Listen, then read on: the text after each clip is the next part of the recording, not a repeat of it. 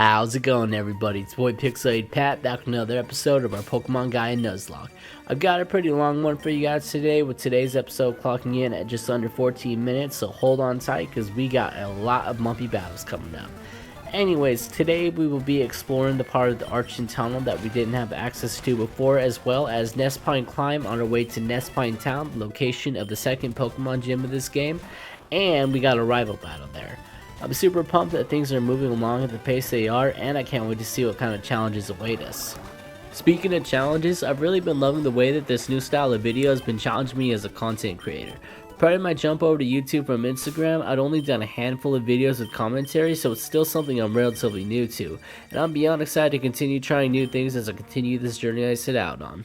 Whether it's in Nuzlocke, the gym, while I'm creating content, or when I'm at work, I'm always finding new ways to push the envelope and work harder than I did the day before, so I feel like this is the perfect avenue for me. Gotta say though, I love how we get a fighting type trainer as soon as I mention the gym. Speaking of, I've actually been thinking about getting a sticker made for the custom Machop sprite that I put together and shared on Instagram. I have a lot of anime and Pokemon stickers on my water cup, as well as stickers from other artists on Instagram, so it'd be cool to add my own work to it. I think it'd go a long way to remind myself to keep the momentum, consistency, and grind. And seeing as I brought up the Machop sprite, I thought I might as well talk a little bit about how I put it together because it's a pretty interesting process. The sprite itself is an edit of Machop's Generation 2 sprite, which originally contains 4 frames. After noticing that the motion of its animation resembles a shoulder press, I decided to add some dumbbells to it, as well as take each frame from the 2-color limit imposed by Generation 2's programming limitations and update them with its Generation 3 color palette, which in total amounts for 12 colors. It was a lot of work, but a lot like the gym and anything in life, the end result is always worth the effort. Anyways, as you can see on the screen right now, I'm trying to get to this TM over here, but I have to teach one of my Pokemon Rock Smash. In the end, I ultimately decided that Riz the Azumarill is the best choice because I knew that from watching other playthroughs here on YouTube that the move deleter is in the next town, so I can always get rid of it if I feel like it doesn't serve the team well enough, but for the time being it'll do as a fine filler coverage move, and it'll be boosted by a huge power as well, so that never hurts. And speaking of HMs, I was actually a little bit spoiled in that regard when it came to the Fire Gold Nuzlocke because I figured out by accident that the programmer of that game made HMs forgettable, which definitely went a long way in helping get through the game as well as creating the best movesets I could with what I was given. Anyways, in case you were wondering why I ran away from the wild Woobat there as well as throwing a repel up, it's because we already got an encounter for this cave, which was Pinky the Whismer. While this part of the cave could technically be considered a separate map due to the increase in levels compared to our first run through the cave, I honestly thought that'd be a little bit too cheap and easy, which is the last thing you want in Nuzlocke. While the game is starting out pretty easy, I'm pretty confident that the difficulty will gradually progress, and I definitely got a little bit of that coming up from this recording session. Like right here for instance, when Buddy the Badoo was getting pressed by this random Aron. With how much damage Rock Tomb was getting as well as the speed drops, I knew there was a huge possibility of Badoo dying if I kept it in that turn, especially when you consider the fact that it was in crit range. I definitely don't want it dying before it gets the chance to become a Roserade, so I switch it out, and luckily both Fonz and Riz were able to take the reins for the rest of the battle. And gotta say, I really like the idea of both of them having an attack boosting nature because it kind of makes them like a 1-2 punch. Power is important in a Nuzlocke after all. But of course, not as important as actually keeping your Pokemon alive.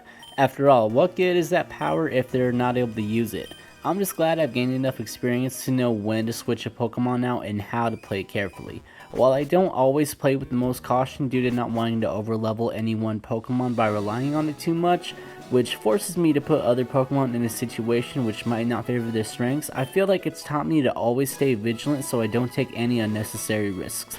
After all, the last thing I want is any of these guys dying too early before we can figure out what they're really made of. After all, finding out what a Pokemon that you might have overlooked before or haven't used in a while is hands down one of the most rewarding parts of Nuzlocking.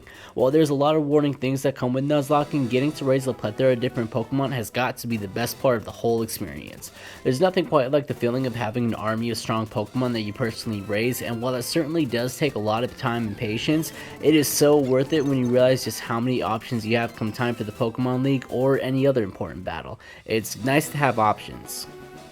After all, the great thing about having options is that it prepares you for tragedy. You never know what's going to happen in Nuzlocke, and I'll never forget in Route 9 in my Leaf Green randomizer when I encountered a Rayquaza, a Kyogre, a Lugia, and a Mew.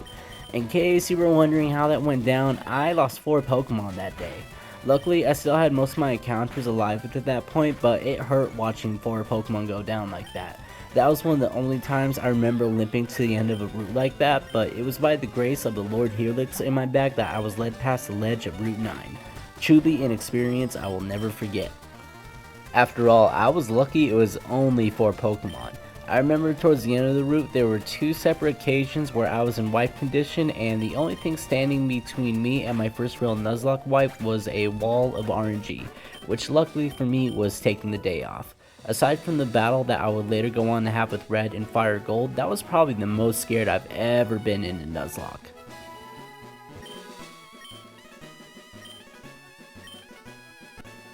Anyways, I'm sure you noticed that cut right there. This is actually where we got our encounter for the route, but I decided that I'm going to be sharing it as a short later, so keep your eyes peeled for that if you're curious to see what it was. This video is already long enough as it is, so I felt like it was best to cut it out and share it separately. Anyways, here's the interesting battle that I mentioned earlier in the video. I wasn't exactly expecting a random NPC to start pressing me out of nowhere, but they definitely put me in a tough spot when their Joltik paralyzed Monferno, the de facto leader of the team.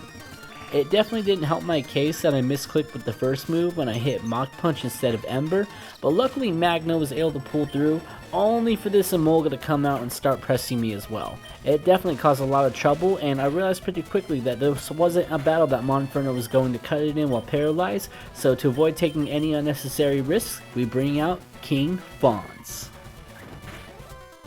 However, much to my dismay, oh yeah, just a little disclaimer, the upcoming pun is fully intended, I realized just as quickly that this just wasn't a battle that Nidorino is going to be able to cut it in either.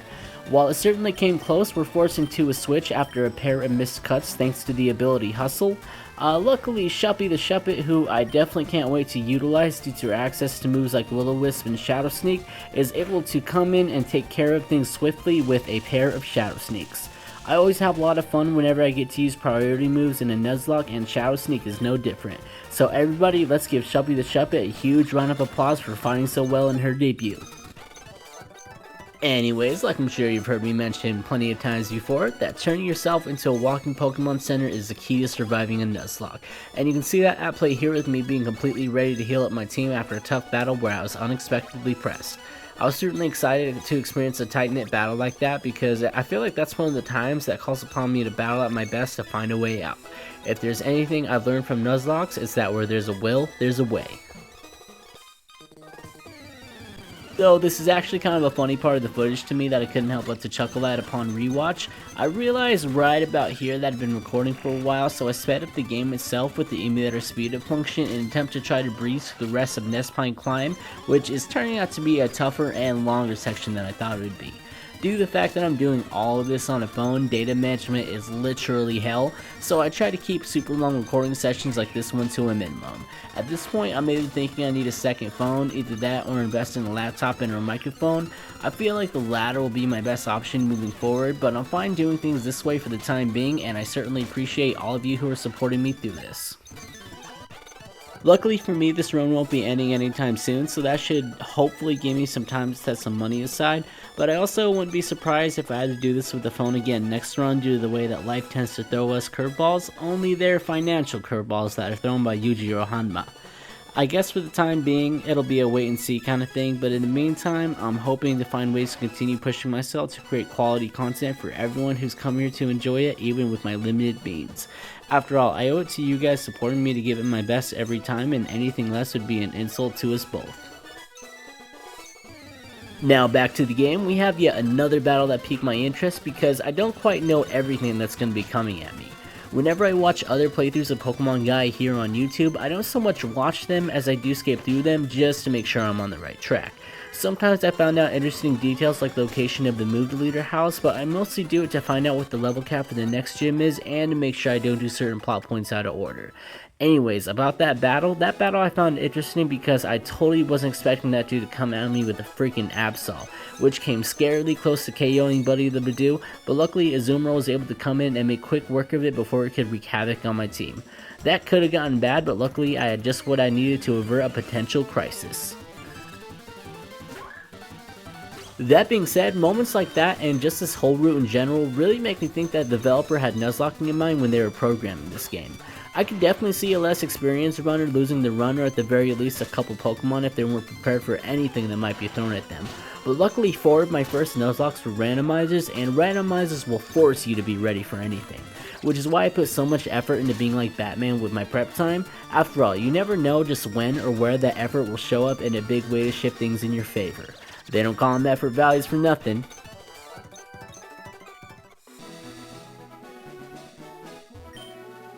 Anyways, I make it a point to talk to every NPC whenever I'm playing a ROM hack, so that way I don't miss out on any potential items or story dialogue, but that last piece of dialogue made my heart sink a little bit when the hiker said it's a long way up to Nestmine Town. It'd already been so long up to that point that I couldn't do anything else but just accept my fate if it was going to be even longer, but luckily for me we are reaching the end of the route, even if I didn't realize it right away at that exact moment.